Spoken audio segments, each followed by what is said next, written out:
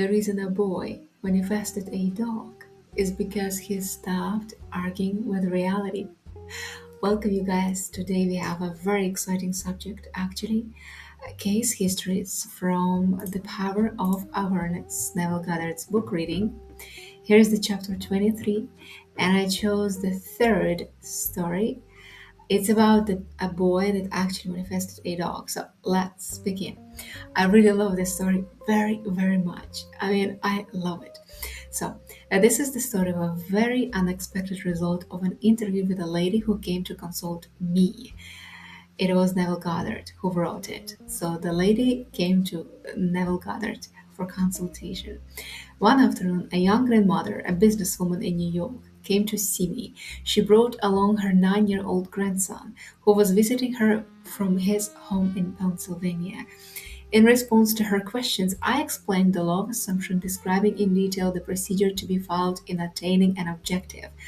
The boy sat quietly, apparently absorbed in a small toy truck, while I explained to the grandmother the method of assuming the state of consciousness that would be hers, were her desire already fulfilled. I told her the story of the soldier in camp who each night fell asleep imagining himself to be in his own bed, in his own home. When the boy and his grandmother were leaving, he looked at me with great excitement and said, I know what I want now, and I know how to get it. Surprised, I asked him what it was he wanted. He told me he had his heart set on a puppy.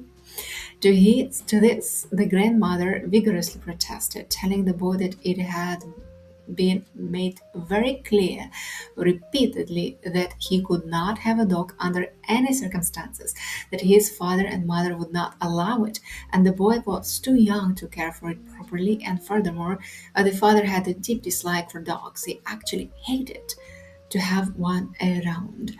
All these were arguments the boy passionately desirous of having a dog refused to understand. We've all been there, right? As children, when we set our eye on something, our desire, we just wander, we don't see, we don't hear anything, right? So he said, now I know what to do. Every night, just as I am going off to sleep, I am going to pretend that I have a dog and we are going for a walk. No, said the grandmother, that is not what Mr. Neville means. This was not meant for you. You cannot have a dog. Adults, huh? Oh, bless them. Approximately 6 weeks later, the grandmother told me what was to her an astonishing story. Now, pay attention, you guys. This is the story how everything unfolds. It's beautiful. The boy's desire to own a dog was so intense that he had absorbed all that I was told his grandmother of how to attain one's desire, and he believed implicitly that at last he knew how to get a dog. Who would know, huh? The boy was already eavesdropping, and adults thought that actually he was too busy playing his toys, huh? Putting this belief into practice for many nights, the boy imagined a dog was lying in his bed beside him. In imagination, he patted the dog, actually feeling its fur. Things like playing with the dog and taking it for a walk filled his mind. He was absorbed in it. Within a few weeks, it happened. A newspaper in the city in which the boy lived organized a special program in connection with Kindness to Animals Week. All school children were requested to write an essay on why I would like to own a dog. Seriously, can you even ask for a better project, huh? It was a beautiful orchestration by the reality itself.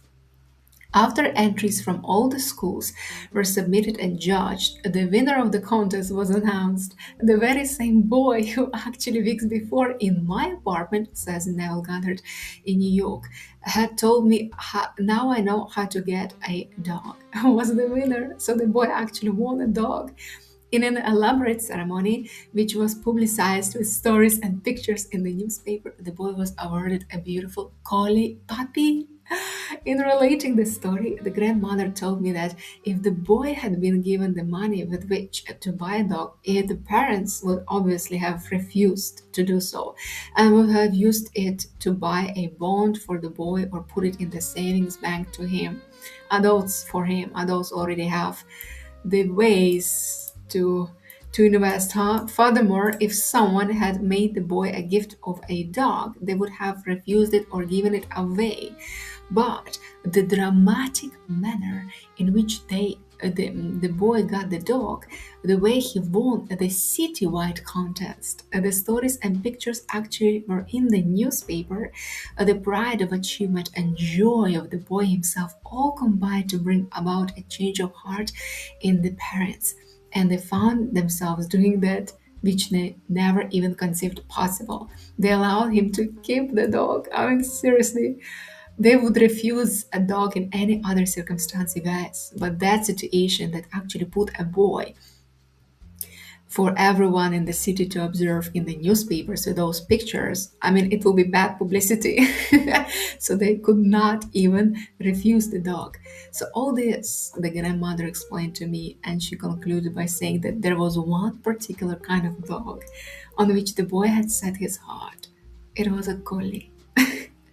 I mean, Jesus Christ, I can read it 1 million times. I won't get tired of this story. I just love it. You guys, I mean, seriously, this is a beautiful story, don't you think?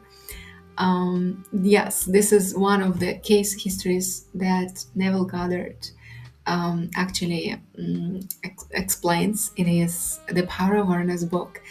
I mean, let's recap this entire situation. So the boy's innocence and the desire to have actually the dog, and he already set his mind what kind of dog he wanted, and he didn't communicate it to anyone, by the way. He just expressed his interest in front of Neville and his grandma, and well, Neville just listened while grandmother already refused. So I don't think he even bothered telling this idea to his parents again. So he was consumed in the imaginative state whilst falling asleep. He imagined the dog. Even it says he felt the sensory vividness. He patted the dog. He actually felt its fur, and he imagined himself having walks with the dog, playing with the dog. And don't you notice that actually, when it comes to animals, it brings the best of us. It allows our best selves unleash. And it's only good frequency, actually, only pure, beautiful frequency. So the boy was so filled with this image of having a dog, and especially being maybe impressed by Neville Goddard's teachings to his grandmother, because as children, when they see that some adults they really put on a pedestal are also leaning for questions, and someone replies to them, he perhaps also understood the importance of the words that Neville said. So when the boy absorbed all of this information and implemented, voila, you can see the dog in his own house. I mean, seriously, it's so beautiful. And the parents, they could not even refuse the dog. I mean, seriously, the boy is a master manifester. And yes, it's a beautiful story.